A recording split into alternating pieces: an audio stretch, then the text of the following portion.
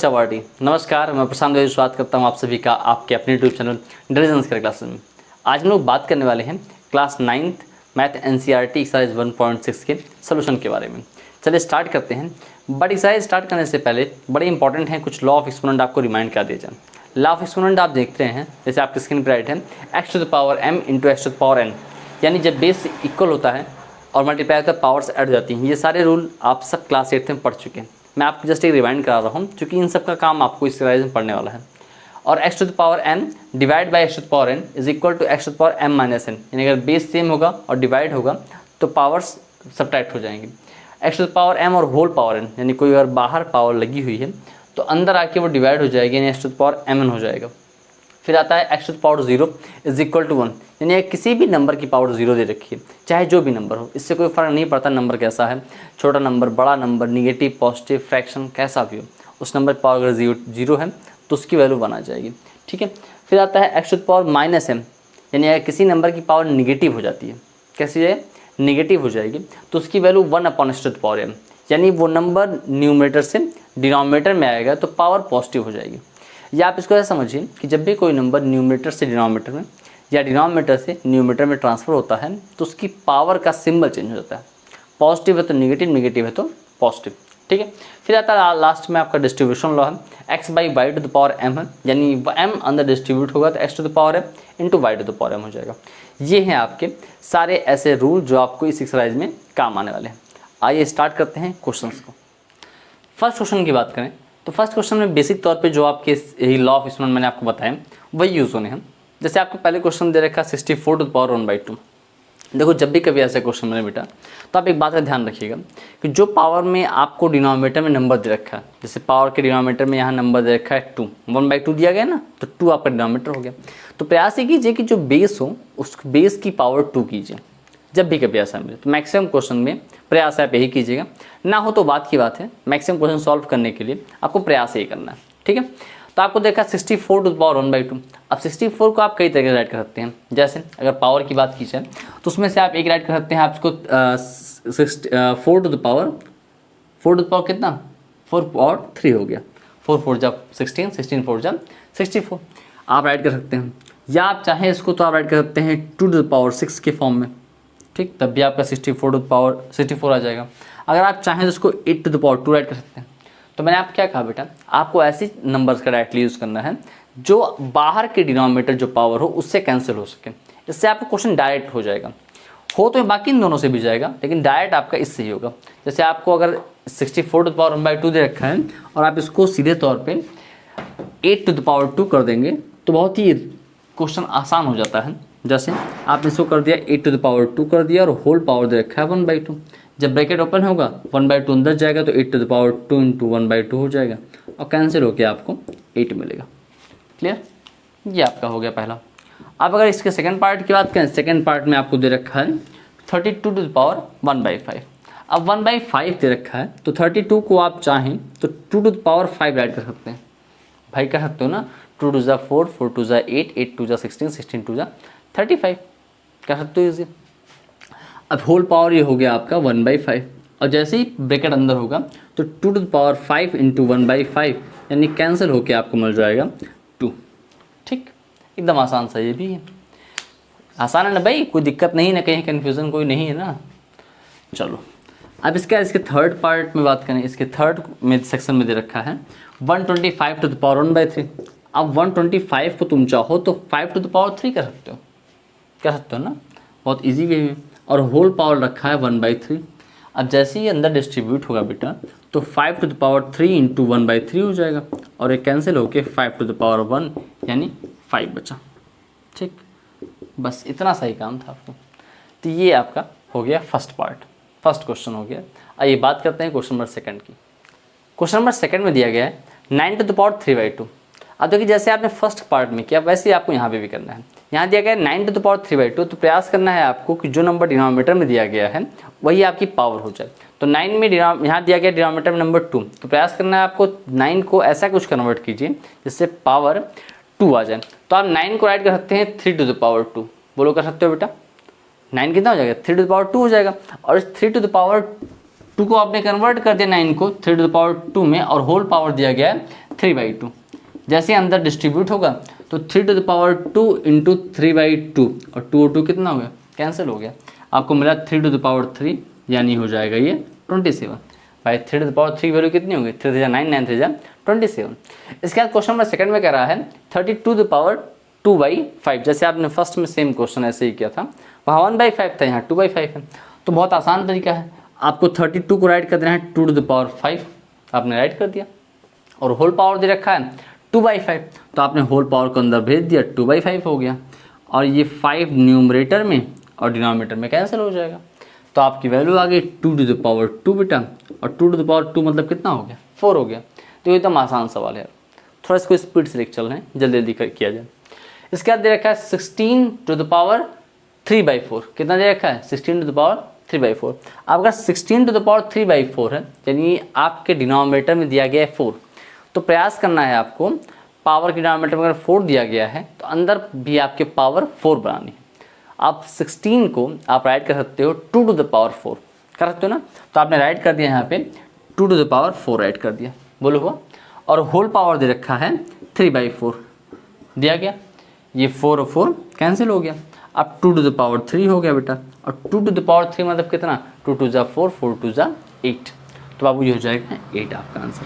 Clear, एकदम आसान सवाल है, देखो इसमें सब में कुछ नहीं करना। इसका लास्ट पार्ट आपसे कह रहा है 125⁻⁻⁻⁻⁻3, कितना दिया गया 125⁻⁻⁻⁻⁻3, लास्ट क्वेश्चन आपसे दे रखा है।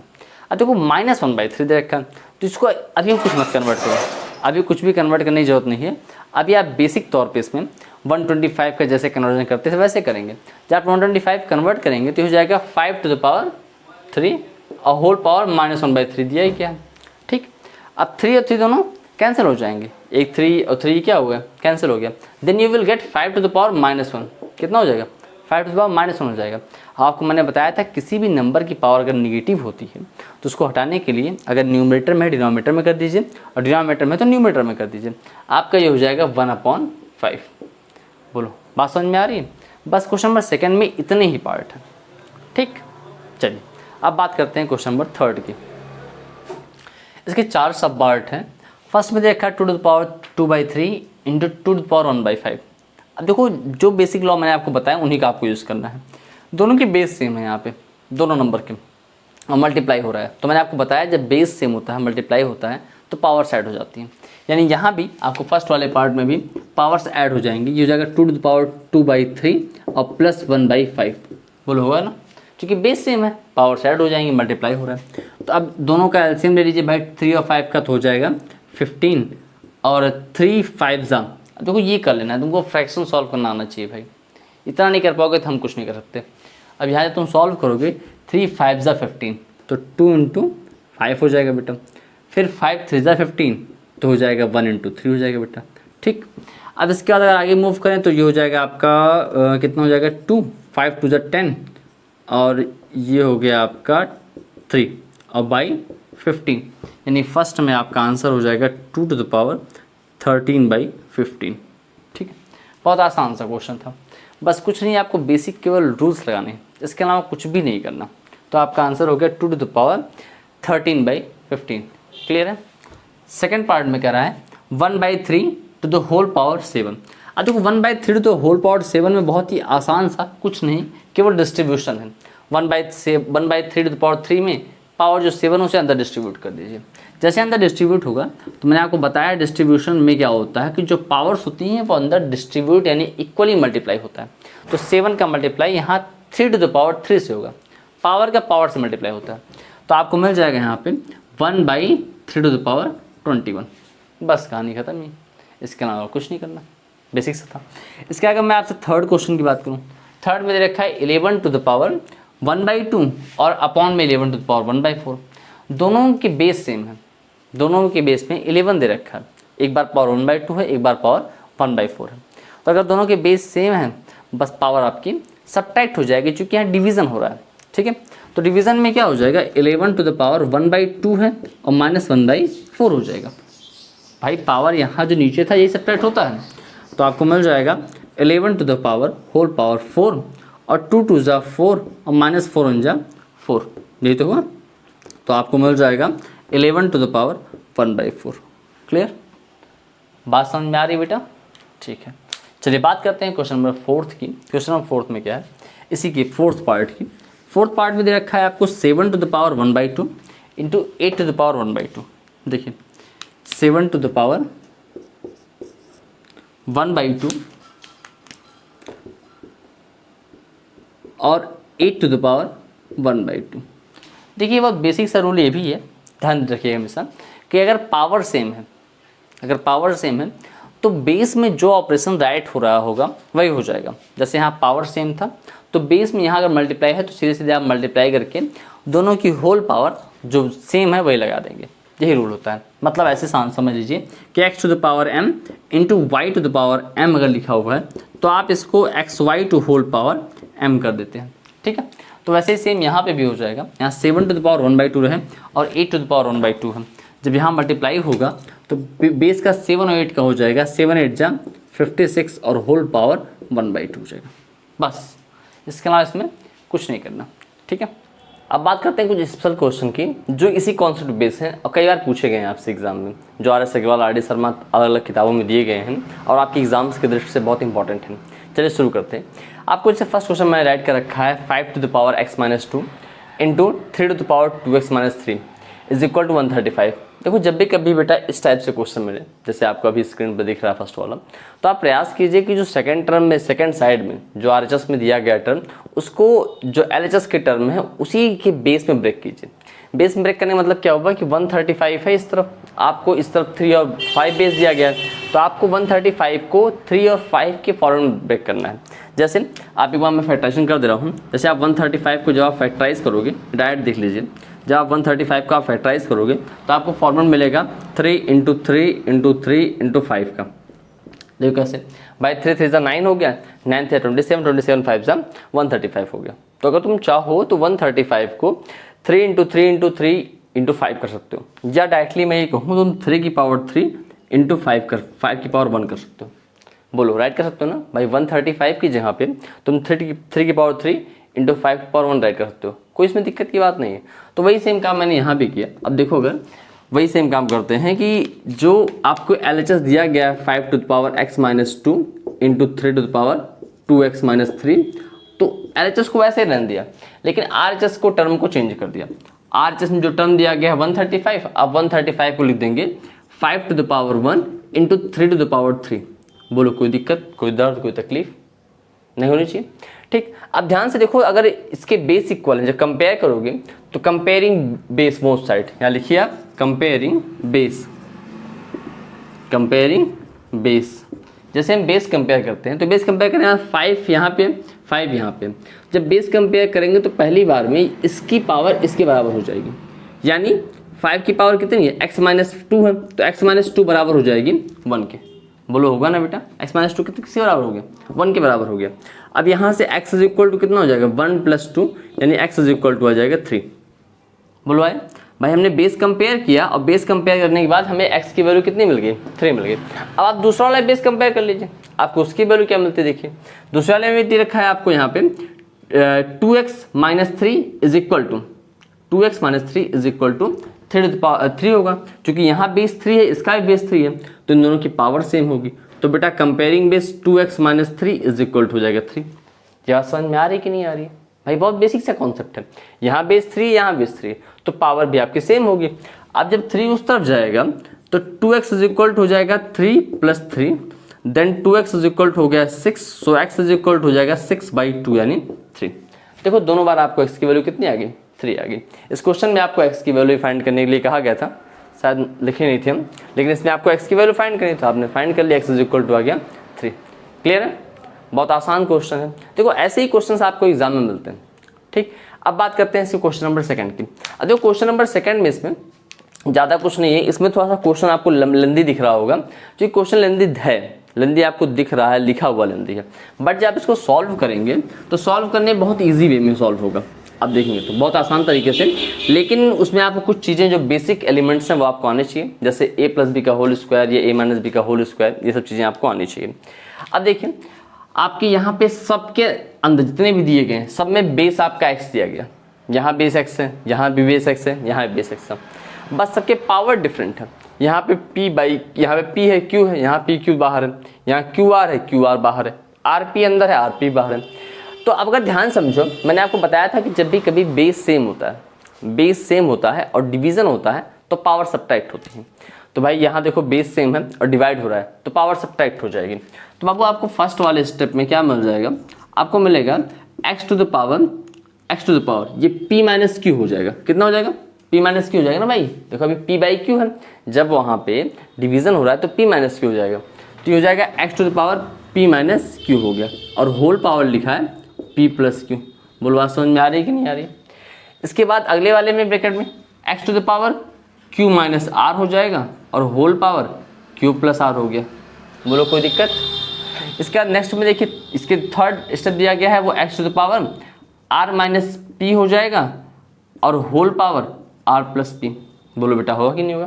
तो अब ध्यान से अगर समझो तो तुम्हें क्या मिल रहा है, ये एक फॉर्मेट मिल गया। देखो ये यहाँ पे पहले मिल रहा है p माइनस क्यू अंदर है, बाहर p प्लस क्यू है, फिर q माइनस r अंदर है, q प्लस r बाहर है, फिर r माइनस p अंदर है, r प्लस p अंदर है। जैसे ही ब्रैकेट ओपन करोगे तो ब्रैकेट सबके ओपन करने के बाद आपको कुछ इस तरीके से मिलेगा, x टू द पावर, ध्यान दीजिएगा, x टू द पावर ये p minus q into p plus Q, तो हो जाएगा p minus q into p plus Q. बोलो हुआ कि नहीं हुआ भाई, अंदर मल्टीप्लाई होगा। याद कीजिए मैंने आपको बताया था x to the power m into whole power n है तो x to the power mn हो जाएगा। और सेम एज वेल यहाँ देखें तो ये x to the power q minus r हो गया एक ब्रैकेट में, अगले ब्रैकेट में q प्लस r हो गया, ठीक। और इसमें लास्ट स्टेप में अगर देखें तो यहाँ पे हो जाएगा x to the power r minus p और ये हो जाएगा r प्लस p। बोलो बात समझ में आ रही है। तब देखो a minus b into a plus b, a minus b into a plus b, सब में फॉर्मेट वही बन रहा है भाई। यहाँ पे x to the power p minus q into p plus q, यानी a minus b into a plus b हो गया। अब a minus b into a plus b क्या होता है, a square minus b square होता है। तो बाबू यहाँ पे हो जाएगा आपको फर्स्ट स्टेप में x to the power p square minus q square. बोलो हुआ, ये पहला स्टेप।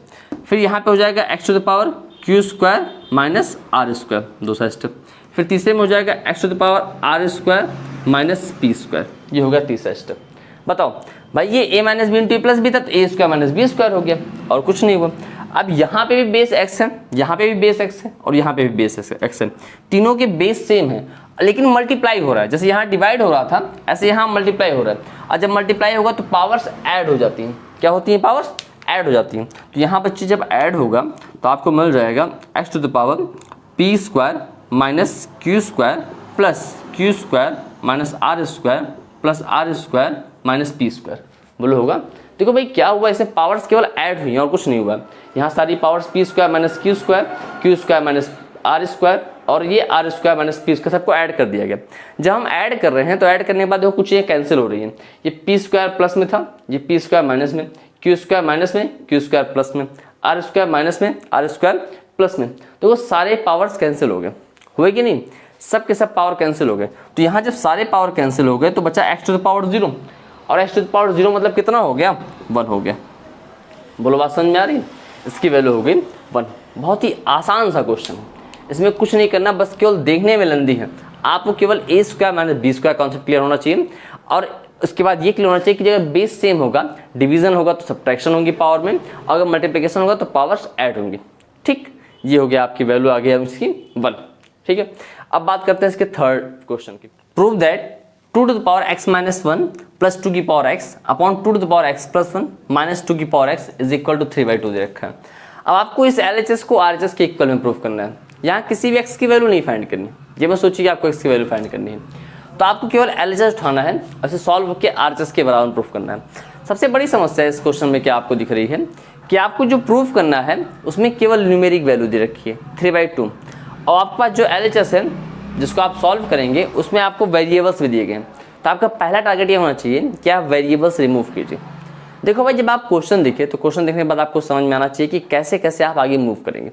ठीक है, तो यहाँ पहले आपको इसके वेरिएबल्स रिमूव करने हैं। वेरिएबल रिमूव करने का एक तरीका आपका सबसे आसान ये है कि इस पूरे वाले ऊपर न्यूमरेटर में 2 की पावर x दिख रहा है और डिनोमिनेटर में 2 की पावर x दिख रहा है, तो 2 की पावर x कॉमन कर लीजिए। जैसे ही बेटा आपने 2 की पावर x कॉमन किया, देखो यहाँ 2 की पावर x चला गया तो कितना बचा, 2 की पावर -1 बचा। बोलो बचा कि नहीं बचा, बोलो बेटा बचा। और यहाँ पे पूरा 2 की पावर x निकल चुका तो यहाँ बचा 1। ठीक। एज वेल एज जैसे आप यहाँ भी कॉमन करेंगे तो यहाँ पे आपका 2 की पावर x कॉमन आ गया, यहाँ लेकिन बच गया 2 की पावर +1। जैसे यहाँ पे -1 बचा था वैसे यहाँ बच गया +1, और -1 बोलो हुआ कि नहीं हुआ? क्लियर हो पा रही बात? ये देखो 2 की पावर x ऊपर और नीचे दोनों कैंसिल हो गए, देन यू विल गेट 2 की पावर -1 दिया गया। तो 2 की पावर -1 जब भी कभी निगेटिव आती है पावर में तो आप क्या करते थे, उस नंबर को न्यूमरेटर से डिनोमिनेटर में करते थे, तो निगेटिव पावर रिमूव हो जाएगी। तो ये हो जाएगा 1/2 और +1 अपॉन, अब 2 की पावर +1 की वैल्यू 2 ही होगी, तो ये हो गया 2 - 1 हो गया। अब 2 1 जा 2 और ये कितना हो गया 3, तो ये हो गया 3/2 और 2 में से 1 गया तो 2 बचा। बोलो बात 2 में से 1 गया, सॉरी 1 बचा। क्लियर? तो आपने इसको सॉल्व किया, सॉल्व करने के बाद कितना मिल गया 3/2 मिल गया। एकदम आसान सा सिंप्लीफिकेशन है ये, इसमें कुछ और खास नहीं करना। तो आज की क्लास में हम लोगों ने देखा कि एक्सरसाइज 1.6 के सारे क्वेश्चन कैसे करने हैं आपको, लॉ ऑफ एक्सपोनेंट, और उसके साथ साथ जो कुछ ऐसे इंपॉर्टेंट क्वेश्चन थे अलग टाइप के जो आपके एग्जाम में पूछे जाते हैं वो भी मैंने आपको करा दिया। ठीक है, तो आई थिंक आज के लिए इतना ही करते हैं। फिर से हमारी आपकी मुलाकात नेक्स्ट वीडियो में होगी, उसमें हम लोग नए एक्सरसाइज तरफ बात करेंगे, नए एक्सरसाइज 2nd चैप्टर की। ठीक है, अगर वीडियो अच्छा लग रहा हो तो प्लीज़ लाइक, कमेंट और शेयर कीजिएगा। अपने जो रिव्यू हो उसे कमेंट के माध्यम से जरूर बताइएगा। Thanks so much for watching us.